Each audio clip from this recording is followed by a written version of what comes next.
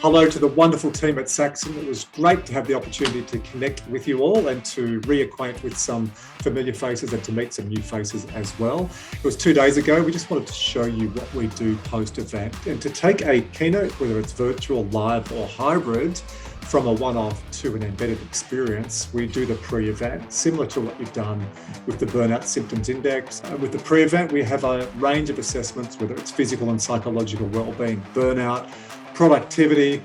We look at that data, which goes to the individual, and then I can present aggregated info when I present. And the second part is the bit that I love, it's the presenting.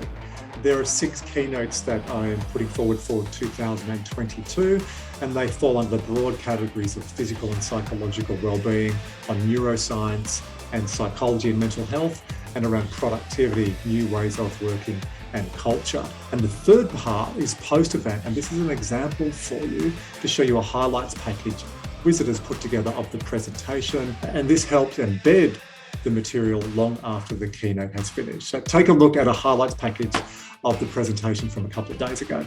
The way we're working isn't working. Back in 1993, in Australia, on the top line here, that's when we got email. We had 1 inbox. I did a count recently, I've got 23 inboxes. So back in 1993, we'd have this nice break of a morning, breakfast, we'd go to work a little bit, and then have little lunch, work a bit and have big lunch. And so we'd have this beautiful oscillation, go home, we'd play, recreate, connect. This is what it looks like now. You wake up and you grab your weapon of mass distraction. You're turning on your sympathetic nervous system from early in the morning. This is why people are feeling so fatigued. I'm just going to pause for a little bit, and I've got some music for you as well.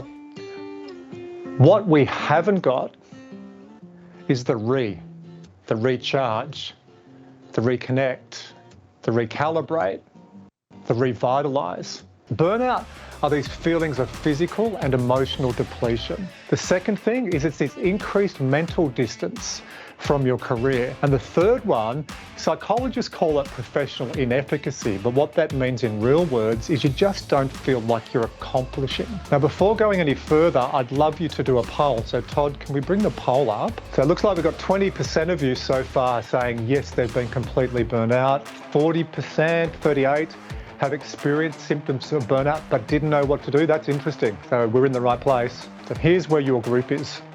You're 56, towards the upper end of that irritability. And when I look at the standard deviation on this, I think 3 or 4 of you were getting into that orange zone. So before I go to the fix, what questions have you got so far or thoughts? The fact that people are even getting to Christmas and still having a joke and a smile is great, but I really want people to take this Christmas break and really recharge and feel like they're flourishing. I'm a little bit upset to see the score, but unfortunately I'm not surprised. So the one I've really picked for this group is active recovery. Every day, in the morning, if you could get sunshine, direct contact to sunlight for 8 to 10 minutes, it totally changes your body clock. I want you at least a couple times a week, take your shoes off and socks off and walk on earth, walk on grass. And the final one is when we get so busy and so stressed, we forget that at heart, we're like kids. Kids play. They have play dates, play doh, play lunch, play time.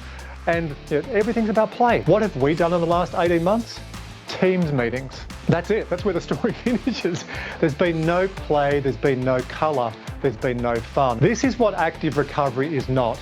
You've had a really busy day of work and then you go, I deserve the beer. And the Asahi becomes a 6-pack and the glass of Shiraz becomes a bottle. If I'm coaching, say I'm working with Emma, and I'll do it with respect and say, okay, Em, can I coach you live? And then if I get to 1 or 2 points and you're okay, I'll do this. We flip you out of the coaching chair, so we make it interactive and fun as we go through. Thanks, mate. What have I said today that you'd like me to go a little bit deeper on? On the 19th of December, I'm 5 months with Saxton, and I got to tell you, I see a difference because I'm in Port Douglas. I've told everyone in Port Douglas, when Melbourne and Sydney come to us, be kind to them, be very patient, be loving. And one thing about relaxing, go on your grass and lie down on your back and try it. You will find instant moment of detox your whole body. I'm going to play this for about a minute, and I want to see every person put one thing in the chat room. What are you going to do differently from today? Or what are you going to keep implementing? Todd, there's heaps in the chat room. Do you want to call a few out for me? Lucy has said aiming not to look at my phone first thing in the morning, which is a great one. Morgan, deep work in the diary, implementing that. Nicole is taking time just for me, which is great. Carol, delaying looking at my phone again in the morning. Marissa's saying I'm making sure I do exercise before I start my day.